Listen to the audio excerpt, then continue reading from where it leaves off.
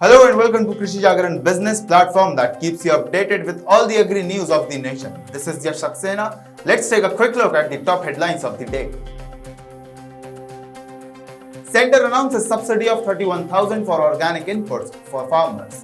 Government cuts reserve price for wheat till March 31st to stabilize inflation. G20 model meeting concludes successfully with an emphasis on life in New Delhi.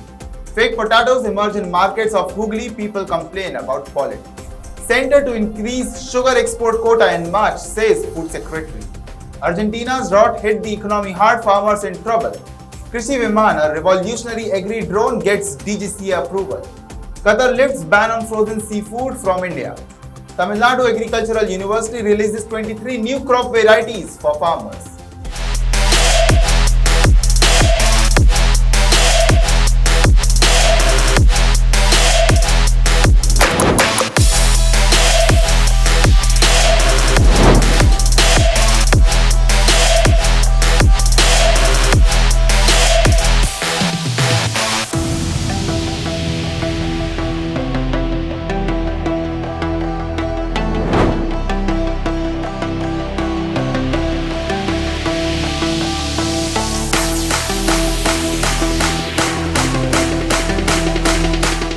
Now the news in detail.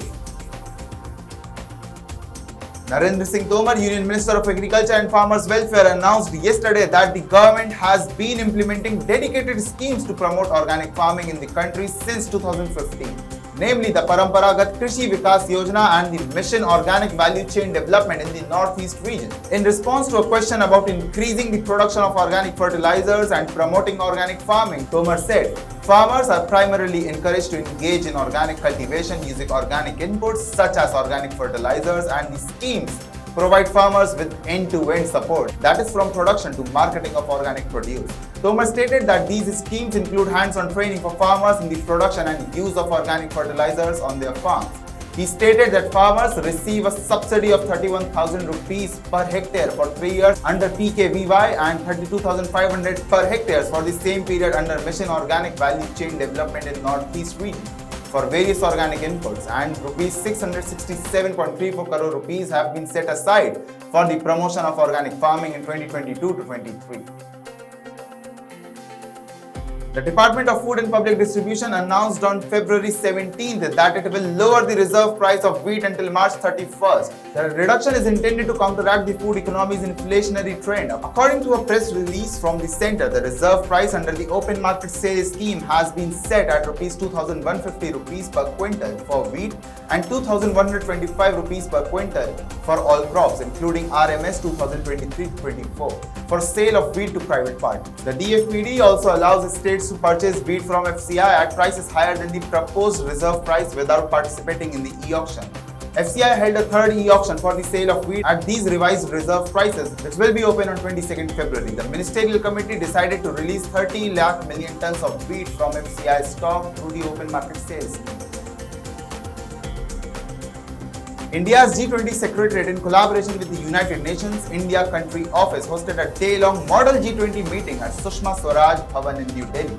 The first official Model G20 event was a simulation of G20 meeting in which school students played the role of G20 delegates, guest countries and international organizations.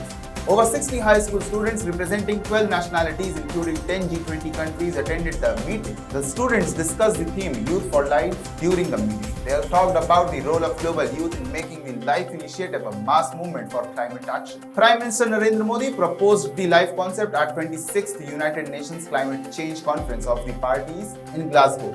The concept promotes an environmentally conscious lifestyle that emphasizes mindful and deliberate utilization rather than mindless and wasteful consumption.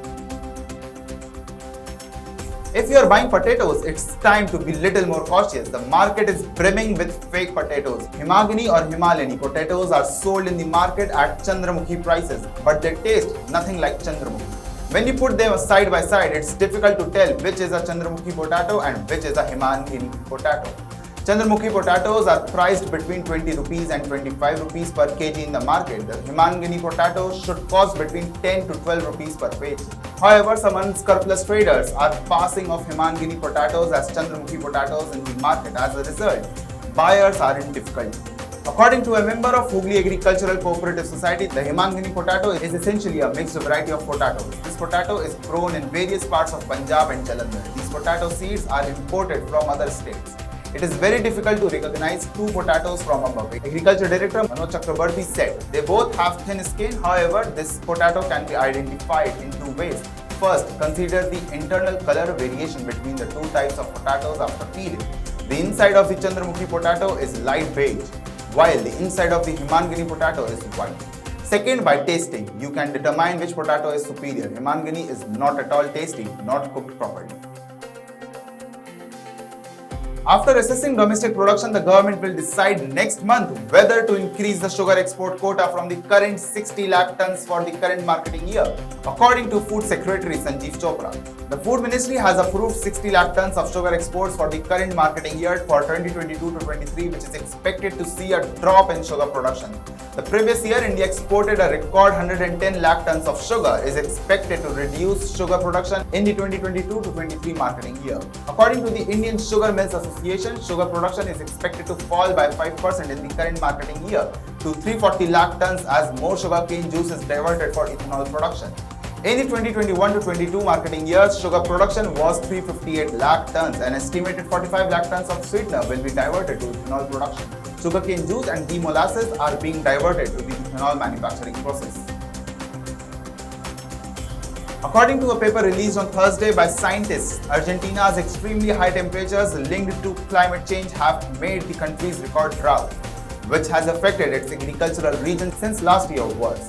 The World Weather Attribution has said that while climate change does not reduce rainfall directly, it creates extremely high temperatures which decreases water availability and exacerbates existing droughts. The drought in Argentina has had huge consequences on the global food markets. This has forced farmers to cut down on their harvest projections and greatly reduced the grain supply. This in particular has had big repercussions because Argentina is the world's top exporter of soy oil and meal, the number 3 for corn and major wheat and beef supplier. India's economy is mostly based on agriculture. For the vast majority of rural households, agriculture continues to be the main source of income. A significant amount of India's exports are agricultural products, which are another important component of its economy. Recent studies predict that by 2025, the global drone industry for agriculture would increase at a CAGR of 35.9% and reach $5.7 billion. To achieve all these benefits, Krishi Viman is transforming India's agricultural sector and tripling farmer income by using drone agri technology, helping in reducing manual labor, lowering health hazards and improving efficiency.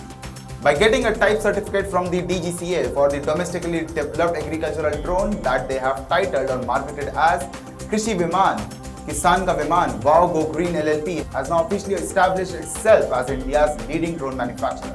A new accomplishment has been added to Wow Go Green LLP's organizational profile. The firm also just received approval for the DGCA as a remote pilot training organization.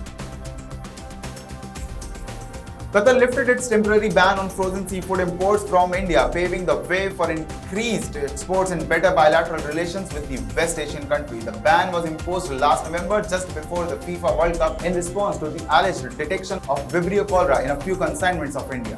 In the run-up to the football tournament, Qatari authorities informed India that the ban was temporary due to lack of testing laboratories in their country. Since then, the Government of India's Department of Commerce, in collaboration with the Indian Embassy in Qatar, has been working tirelessly to resolve the issue. A series of meetings with Qatar's Ministry of Public Health resulted in the February 16 notification lifting the ban on frozen seafood. However, restrictions on the export of chilled seafood remain in place.